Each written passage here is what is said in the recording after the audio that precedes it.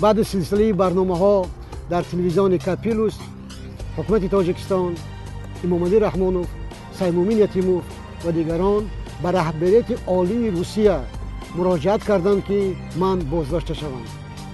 عزیزان، این من و این کرملین، این من و این مسکو. من در مسکو نشستم، اما بدانید روسیه تاجیکستان نیست، ولادیمیر پوتین امامعلی رحمانوف نیست. مرا به هیچ وقت و عوض هیچ چیزی به رحمانوف و به سیمومین یتیموف عوض نخواهند کرد. من عوض نشوندم. من سیاستمدارم، من ژورنالیستم، من سالک راه حقم، من دادا جان عطاالله ام. شما باشید بدبخت های، شما باشید رسوای، شما رسوای رد معرکه اید. باز مراجعت کنید، باز تلگرام نویسید، باز نویسید. انا این من، انا این مسکو.